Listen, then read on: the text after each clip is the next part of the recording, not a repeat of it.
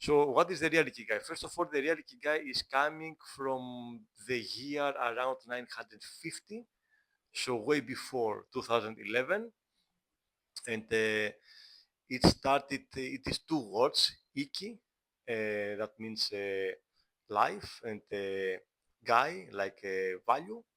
So it is actually Gai. The first word was Kai, and it's coming from a Japanese game called Kai Awase. It's Kai, and the second word is Awase. So that's a game like a concentration and memory game with some cells, and that the word is coming from the cell, the C cell, and they were painted. They had some gold and nice drawings. It was very expensive, so only the noble, let's say, people were playing this game back then. It was a very special moment for them, and this is the origin of Ikigai. It's coming mainly from this game and this period. I think the period is named Heian, something like that, and so it's way older than the Venn diagram. And yeah, like after that, uh, some people they did a good research about Ikigai, so they said that yeah, Ikigai is not just a job; it's a lifestyle. It's more like a feeling, like emotional. Like for me, if this like iced matcha brings me joy and happiness, it's Ikigai. Wow. So it's a drink, it's not a job. So this Okay. is Ikigai. Or if I enjoy spending time with you, it's Ikigai. Okay. So Ikigai can be anything, can be a drink, can be a food, can be a daily routine, can be a habit, can be spending time with some friends or our partner or pets, can be a habit like gardening or walking around or relaxing on the beach, reading a book, can be a hobby, can be a volunteering project, anything can be Ikigai. So it's whatever brings us joy and fulfillment. Wow. So So just that. yeah. So, for example, the differences with the Venn diagram is that Ikigai is anything that we love, not only a job. Mhm. Can be useful for the world or not, it doesn't matter if it is useful for the world. Like, yeah, I Oh. drink ice matcha, it's not useful for the world, it's useful for me, let's say. It Uh-huh. doesn't matter. It is Ikigai for me. Um, we can be good at it or not, also, it doesn't matter. I may do, for example, we play pickleball. We are not experts in pickleball, but it's ikigai for us because we enjoy pickleball, right? We love pickleball. Yeah. So this is also ikigai. Okay. It doesn't matter that we are not experts like professional athletes or something. And the reward can be money, but it can also be new knowledge, experiences, connections, yeah, fulfillment, joy, happiness, recognition, social impact, environmental impact, like all kind of things, not necessarily money. So yeah, Ikigai can be a job, but it's way more. Okay, okay, good. And okay, if we are saying this, which is the difference between what I like to do, like my hobbies or something that I enjoy, with the ikigai? Because otherwise, everything that I enjoy doing will be my ikigai. Is there like a difference between them? Yeah, so the original meaning is that Ikigai is everything that we enjoy, Okay. including foods and drinks and different Okay. habits and daily routines. So it includes everything. But most people they know the Venn diagram from that book, so they think that Ikigai is a job and they are searching. They associate, let's say, Ikigai with a job. So when they are talking about Ikigai, they usually mean find a job that gives them a purpose and a meaning to their life. Yeah, it can be a job, of course. Yeah. Yeah, I also want to clarify here that Ikigai can be many things, as we said before. That means also multiple jobs. Okay. So we may have different jobs that can be our Ikigais, and they can be completely different, not necessarily similar to each other. Can be completely different. Okay, so that's one thing. Another thing is that Ikigai can change.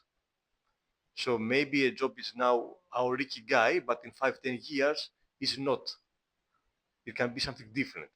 That's beautiful.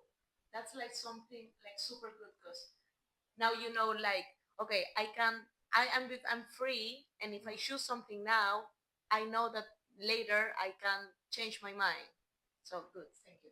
Exactly, yeah. So exactly, it's not like we are doing one thing for our whole life. It can change, right? So this also one of the Ikigai principles that yeah, like Ikigai can change in the future.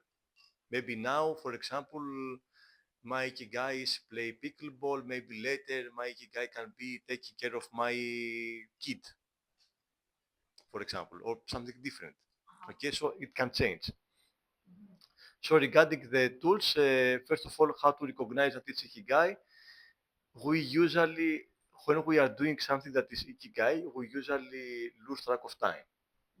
It's like, Okay, that's a good tip. yeah, like we are going with a flow, and we usually lose track of time. Okay.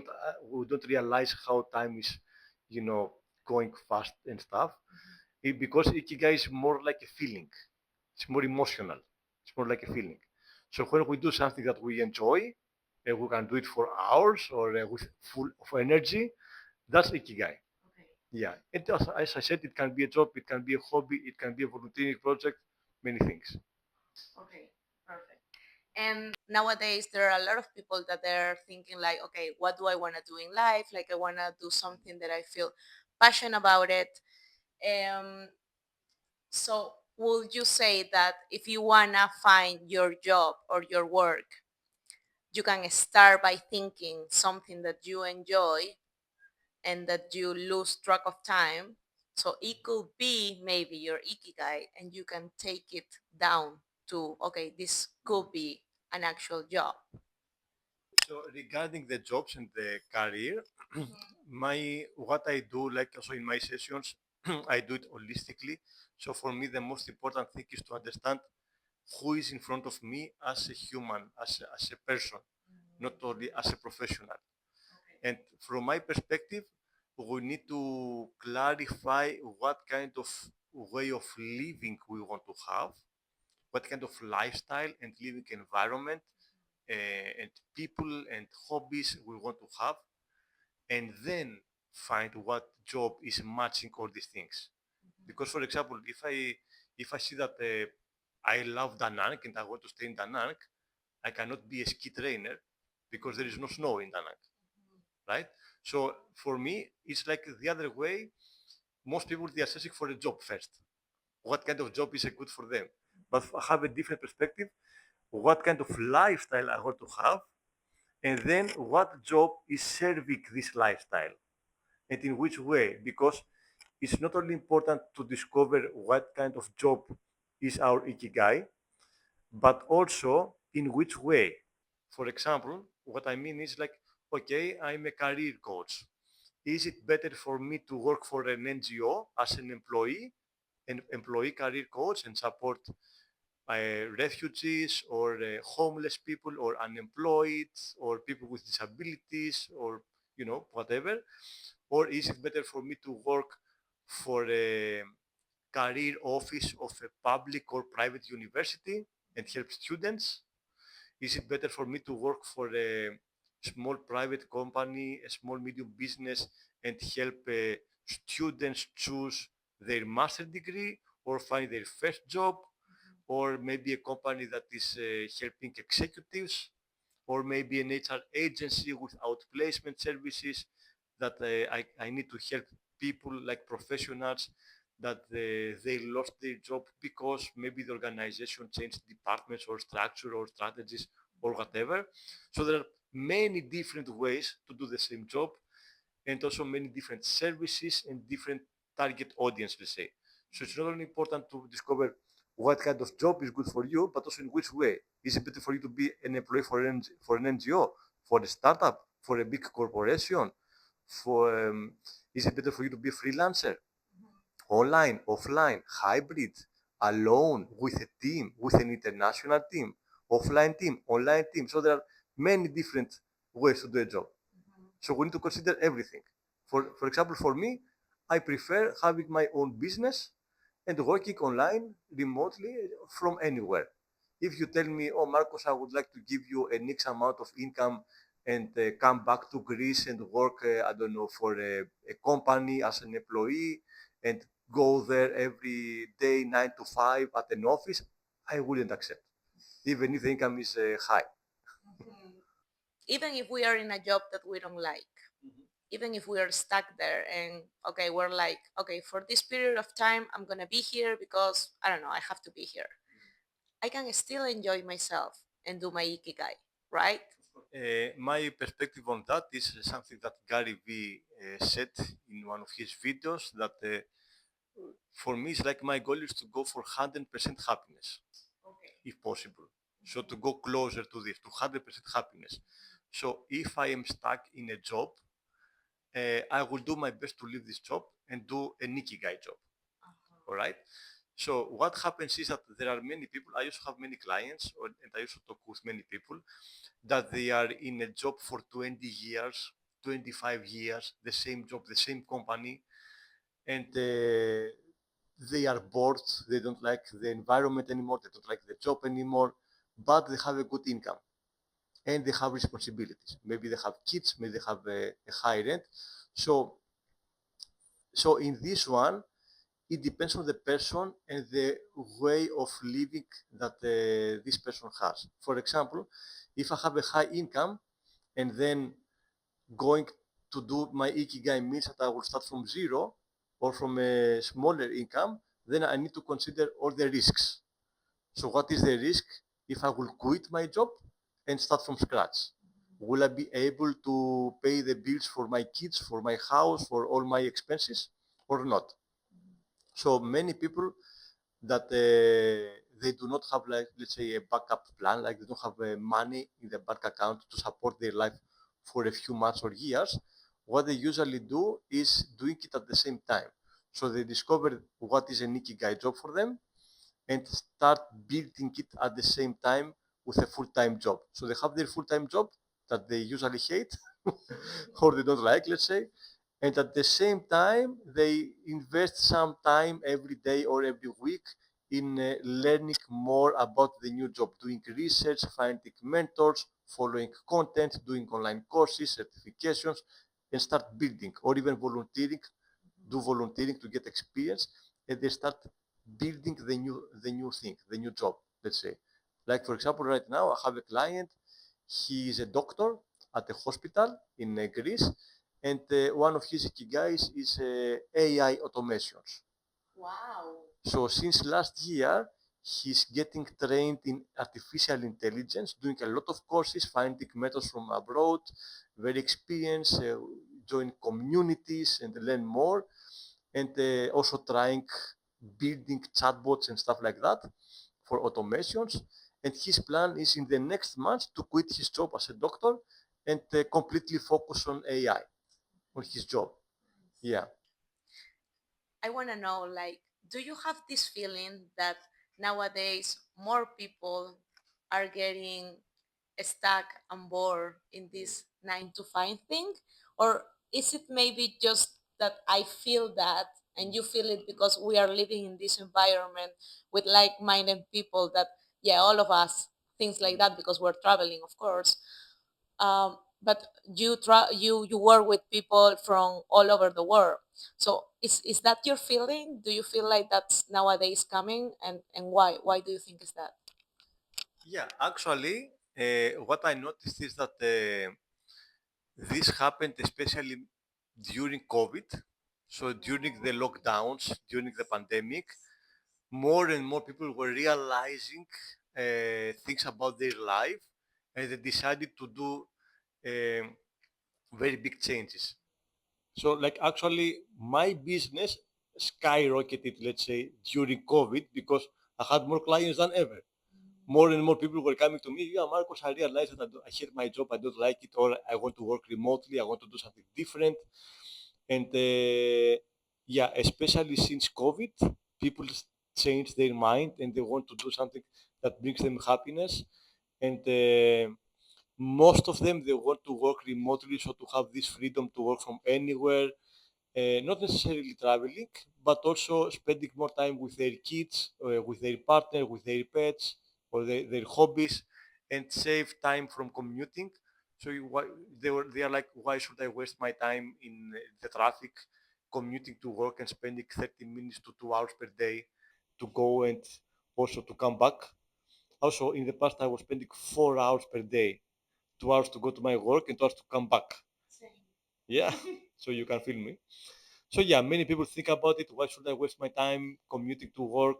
I can work remotely. But also there are people that they like to completely change their job and do something, for example, with nature. So I had a guy, for example, he was a B2B sales consultant for a company which was selling mattress and stuff like that for hotels. So he had a lot of meetings with hotels to sell the products, and his, let's say, stronger Ikigai professionally was a mountain hiking guide, completely different. So since last year, he started doing trainings, and now I think he's almost ready to work as a hiking guide in the nature. Wow, Yeah, completely different. Yeah. yeah, nice. So since we are talking about also career and jobs, you as a career coach, what do you recommend if there's some people struggling about finding their right job and what do they want to do? What do you think if you have like so many options and there's a point that you are overwhelmed with everything that you have right now on the table, what would you say like it's like a good thing to realize or to take, to focus on, to choose with all of them? Mm. Yeah. So one thing that I want to say here is that we don't know what we don't know. Okay. So that's a big obstacle for some people. Depends on how many experiences they have, right? They have a specific knowledge of what is happening in the world. So with my clients, what happens is 1 out of 10, we end up with some Ikigai results. We explore both personal and professional Ikigais. And there is a 10% chance that we end up with a professional Ikigai that they don't even know that exists. Okay. So for example, you may work, I don't know, as an accountant, Yeah. and you know things about finance and the regular jobs you know that everybody knows, and then we end up that your Ikigai can be sound healing, that you never heard of it, for example, or something different, right? So this is another chance. We don't know what we don't know. So what I do in my sessions, and people can give it a try, is first of all I start with the wheel of life and explore. There are different wheels of life. That's a very popular life coaching tool. So we explore usually 8, 10, 12 categories, and like what we are, where we are at the moment. Like what is your, how happy you are with your current professional status, financial status, mental health, body health, contribution to the world, personal development, your relationships, family, friends, partner, relationships as romance. What about spirituality? What about living environment? What about fun and entertainment, free time? So we discuss about everything to see where we are at the moment and how happy we are in all these things. Then what we usually do is another exercise, what kind of characteristics we admire to other people or characters. Can be from people that we know or popular people or characters from movies or cartoon or even from animals. What kind of characteristics we admire. So we list down and we have a discussion about this because we usually have these characteristics by ourselves, but we don't know sometimes because we are usually, I don't know the English word, it's like matching uh, our let's say characteristics with others. Like we admire others in some specific stuff. It's usually soft skills, but can also be hard skills or something else. Then what we usually do is exploring the ideal living environment. So we start the first two sessions with personal things. So what is the ideal home for you, how it looks like, what is the ideal living environment, the ideal neighborhood and city, and the climate, and the animals and people, and the options for entertainment or hobbies. So we explore these things, and then we do a story that we check active listening skills, and also, because that's also important, active listening skills, we need to practice active listening, because maybe we'll have some opportunities that they show up, and because we are not focused or our active listening skills are not, let's say, trained, we will miss opportunities, right? I remember one day, one friend, I told her, there is this amazing project in Japan that is 2 months and it's fully funded. You can go to a cruise from Japan to Australia, and you can have free accommodation to Tokyo and some other place, and the cruise for 1 month, and you can meet hundreds of people from all over the world and learn a lot of new things. And she didn't go because she told me, oh, but the dates that it's this project, I will work and I will not be able to take vacation to go for 2 months. And the job was a minimum wage job as a cashier in a food store. I was like, quit your job, you will find a new one. This project was $45,000. Wow. Uh, it must, And it could be life changing. exactly. Yeah, it is life changing. Anyway, so we need to focus. Also, for me, in 2017, I was bankrupt. I didn't have any money. I had a loan to pay, a bank loan and electricity bill, and yeah, no money and no job. But I was focused on what I wanted to do, so I attracted a scholarship of 2,500 euros to do an NLP certification, another scholarship of 800 euros to do a life coach certification. So I was finding scholarships and opportunities, finding opportunities to get education and new connections and experience. I traveled to 16 countries for free because I was focused and joining funded trainings, everything included, like flights and everything. Okay, so we explore what is out there. Many people don't know. There are amazing opportunities that many people don't know. Okay, so that's one thing. Another thing is that how flexible we are for changes, because every person has different flexibility. Some people they take care of their kids or their parents, or they have something different, best friends or hobbies or whatever. So some people they may be able to go to a new place far away for a training or a project immediately and for as long as it needs. And some other people they cannot leave their home even for one day. So we need to explore how flexible we are for this kind of changes. Okay. And then we explore what is our ideal working environment, benefits, working style, people that we enjoy working with, uh, tasks that we enjoy, industries that we like. So we explore all this kind of professional stuff, how we behave in different situations, how much time we would like to work, how much money we would like to get. So we explore all the professional things, okay? What we like or dislike in our current or last job, from people, responsibilities, industry, working environment, benefits, everything, yeah? And what we would like to have in the future. Yeah, I would like to work remotely from anywhere, anytime, with anyone I will choose. I have my own business, for example. I can generate passive income.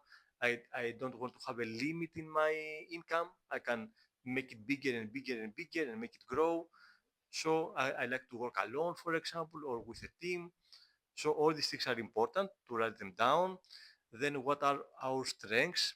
In a way, where do we have skills, experience, and knowledge, including everything: volunteering, professional experience, training, certifications, degrees, languages, computer skills, soft skills, even hobbies, anything. We write down everything. Also weaknesses, what we would like to improve or to get, like a certification, or learn something new, or develop a network of people in a specific field or a region or industry. So all these things are important.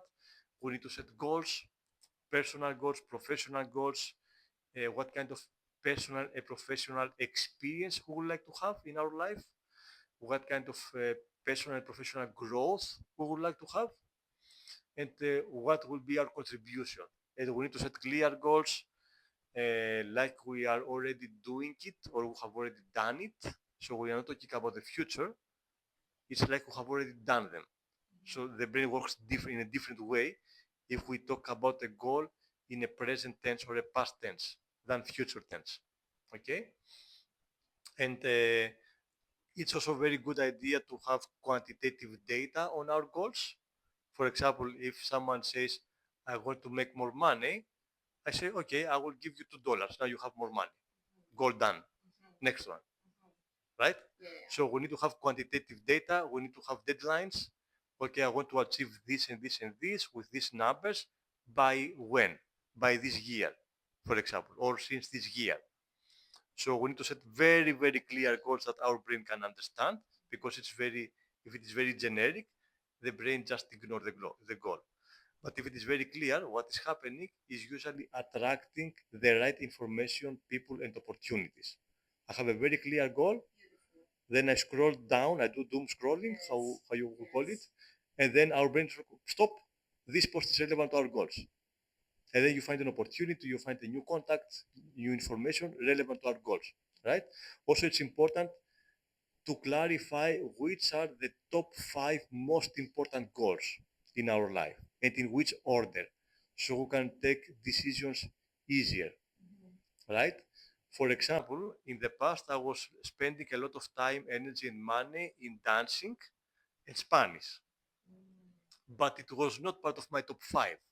Okay.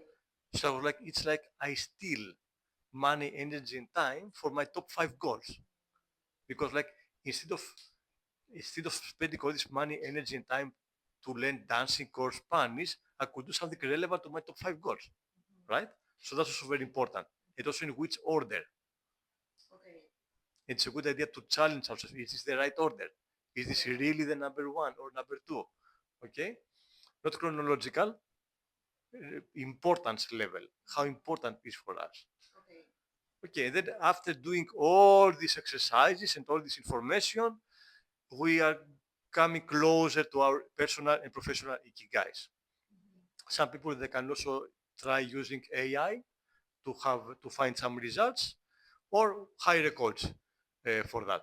It's up to them, whatever way they prefer. Okay, I love it. Oh, okay. We need to write it down. Everything that he said. Yeah, that's very, very helpful. I like it. Okay, so the other day we were having dinner and I random asked to all the people that we were there, what is the impostor syndrome? And you were there. So I want to ask you now, can you tell me, okay, first, what is it for people who doesn't know that? And how can you work on it? Yeah, for me, as I see it, it's like we do not feel good enough or doing things and then we never take action. And I think I also had it in the past, maybe still in some things. Like for example, I don't make short videos. Maybe it's imposter syndrome because I have talked to audiences of 200 people on stage and 800 people live online, but I was a guest. So as a guest, I have more than 100 talks, but for some reason, I haven't started taking recording by myself short videos. I don't know why. So maybe it's also part of it. Now we're starting. Like as a guest, I do a lot, but take the initiative for me to start recording myself. I have only done it a few times and I didn't like it for some reason. Maybe, but I plan to start again. So anyway, for me, it's like we don't feel good enough for doing things. And I remember in 2000, I think 17 or 18. I think that was beginning of 2018. In 1 year, I did over 200 trainings like certifications, online courses, workshops, webinars, over 200 in 1 year. So I got a lot of knowledge and a lot of new connections and learnings. And to one of my instructors, when I told her, I have already done 200 trainings and I'm super proud that I want to keep learning and learning and learning and growing. And my trainer was kind of make me freeze, let's say, because she went in provocative mode and she said, Marcos, stop learning, start doing. And and I was like, yeah, she's right. And it's like, I also have a friend. He is doing the same for years. He has he read, I don't know, over 200 personal growth books, and he's still doing the same things every day, every year. I just start taking action. You have read like way more books than me, like and from most of the people, like 99% of the people probably. So many personal growth books, and also so many trainings and seminars and conferences, and he's still doing learning, learning, learning, not taking action. So for me, I think it's a good idea to start taking action if it is a small step. And what I notice is that it helps to share our goal publicly in a group or on social media, so we can feel more accountable, more responsible. Oh, now I set this goal with a group of people. I need to do it. I need to be accountable, right? And I liked our friend from the Philippines, Rose, what she did in the last content creators meetup. She said, guys, if I will not create a reel this week, I will buy you lunch for all of you next time. So the next day, she created two reels actually. So I believe that's small steps to start taking action. That's the most important thing. And yeah, we can start with easy stuff like doing research, learning new things, doing trainings. But the most important is taking action. Actually, do something. And how do you work with the mind? Because okay, you can say, okay, let's start taking actions, but I will still feel like, yeah, but I'm not good enough because, as you said, for example, your friend that he read all the books and everything, but there are so many books in the world, so you are not gonna finish them, all of them, and they will be like, oh yeah, now I know everything. So what can give you like courage to say like, I think that maybe I can help someone on this. Exactly. So I believe that we are always better than some others. So we need to identify who are these others. For example, okay, I'm a career coach, but I don't have a lot of experience or knowledge. Who I can help? Maybe I can help students find their first job in a restaurant or a coffee shop or delivery, or a supermarket or a retail store. And also how I started. So when I started in 2017, in 2018 actually, 17 and 18, I started by helping mostly people in the hospitality industry, working for hotels, restaurants, bars, coffee shops, some retail stores, supermarkets, delivery, security, like this kind of roles. And then when I was getting more and more knowledge and experience, then I was growing my knowledge, and I started having clients, doctors, professors, lawyers, C-level executives, managers and directors of all kind of stuff, government officials, military commanders, and all kind of jobs. But that didn't happen overnight. I started from somewhere, and then I grew to this level that I could help people in that they had even 35 years of experience. I had clients, military commanders with 35 years of experience. Because I'm not better than them in their job, but I was better than them in helping them on finding a job, right? Even people that we think that may be better than us, for example, say, okay, for example, I had an HR manager with 25 years of experience asking my help to find a job. Why? Because this HR manager was in the same company for 25 years and she had no idea what is happening in the job market at the moment. Like, for example, since 2019, there are robots doing interviews. Since 2013, there are software that you do an interview with a video with the software, and the software is AI and evaluates your answers and gives you a score instead of a person. So there are many different technologies, let's say, the last years that people that they have 20 and 30 years of experience, they don't know. They don't know what is happening. So they need help from someone that knows, right? Also, like for me, I know where I'm good at, and I will ask help from someone else that, yeah, I don't know anything about it, or I believe my knowledge is very limited, right? Okay. So we are always better than others. We can help kids or students, like English. Yeah, maybe I'm not an English teacher, but for sure I can help kids, like 5 years old, to learn some English words, right? It's maybe I cannot help like a businessman to speak English, or so we can always help some others. The only what matters is taking action. Okay, I love it. I will keep that. I have two last questions for you. So the first one is, what do you think about the meaning of the word failure? Hmm. So in NLP, neuro linguistic programming, one of the principles of NLP is there is no failure, only feedback. So it's like, okay, there is something that we failed. What we learn from this to do it better next time?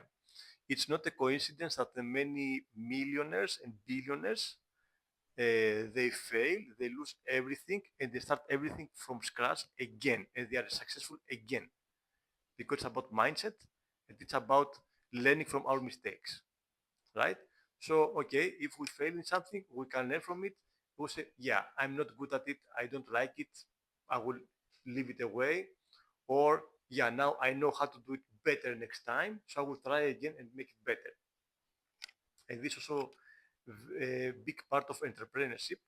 That's why many entrepreneurs, they are very confident and they are taking risks because they say, okay, if we fail, it's better to fail fast because we will learn faster and we will go where we want to go faster, right? Also, very big companies like Google and Amazon, they do projects that they have 50% failure risk. It's 50-50. It will, it will be okay or not. Yeah. Okay, I love it. Okay, and the last question is, which book would you recommend to someone that you love? All right. So I'm more like a visual person, I would say. So I'm not reading many books because if the book is just text, it's tiring for me to read it. Unless if I'm a super amazing environment and I really enjoy, then it's easier. Um, yeah, there are many different books. I cannot really choose one. What I can say though is that there is a book that started changing my life, I would say. Many people think that it's super marketingistic, how to say that. It is The Secret. Oh. So in 2013, I started my personal growth journey with the book The Secret. My mom had this book because she was joining some coaching conferences for her work. And she had this book, and this book was very visual, full of images, so it was very easy for me to read. It was talking about the law of attraction with some extreme examples in some cases, but I realized that, yeah, it's true. Like what the book is saying, maybe it's like super marketing stuff and extreme examples, but it's true. So it's the law of attraction. It's like manifestation. So if we are very clear of what we want and we can manifest it, we can attract it. So yeah, maybe it's a good idea to read this book. Yeah, some people think it's a very marketing stuff and very extreme, but I believe it's what is happening. It's real, and it has a lot of yeah. I have read it. I have seen the movie. I have seen the movie, the documentary, and I read it like 3 times. So I need to ask you: have you tried it? Have you tried manifesting something? Yes, actually, I was reading this book during summer, during August 2013, when I was working for Vodafone, the telecommunication company from the UK. And during my breaks, my lunch breaks, let's say, I was going to a park, a very quiet park with some birds and beautiful trees, and I was reading the book every afternoon during the lunch break. And back then I was working. My job had a retail store schedule, so it was like, for example, something like 9 to 2 and 5 to 9 or something like that. So it was kind of all day. with an afternoon break for 2-3 hours. And I didn't like that.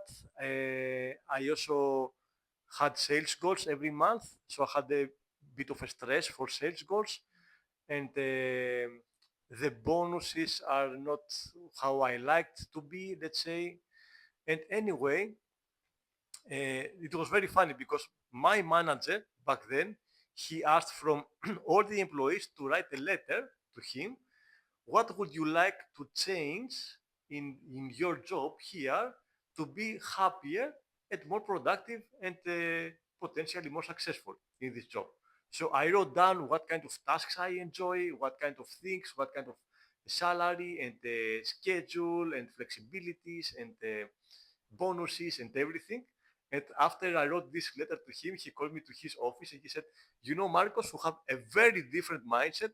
I should fire you because you're completely different with the way I think. But I like your character and I would like to keep working with you." The funny thing is that one of the clients that I approached the next day, he told me, "You know, Marcos, we are looking for a salesperson in our company. Would you like to have an interview with our manager and see if you are a good fit to work with us?" So I went to this company for the interview, and without saying anything, they offered me exactly what I wrote in this letter. Wow. That happened the same week. And on Friday, I quit the job, and Monday, I started the new job with exactly what I wrote in this letter. And actually, I was thinking, I had also one of these exercises that I do with a book. I was like, yeah, I would like to have a 9 to 5 job and then have time to do martial arts and dancing and stuff with my friends. And yeah, the next job was 9 to 5. We were finishing 5 o'clock on time, and I had all my time to start doing hobbies. And I started doing taekwondo. I started learning 25 kinds of dance, and also have time for parties with my friends, or going for a coffee, or walk around, or cinema, or whatever. So that started changing my life. So I was like, yeah, this book works. And since then, it worked multiple times in many things that I can imagine. Also, vision boards. I also like vision boards. Yeah, to manifest what will happen in the next year, for example, or the next years. Okay. Yeah, we talk about the vision board. Thank you so much, Marcos, for having this time, for having this conversation. I enjoy it so much. So thank you. Cheers again. We're having matcha. So thank you so much and see you on the next chapter. Bye bye. Awesome. Thank you so much. Enjoy. How do you say bye in Greek? Γεια σας. Γεια σας. Ευχαριστώ. Okay. Bye bye.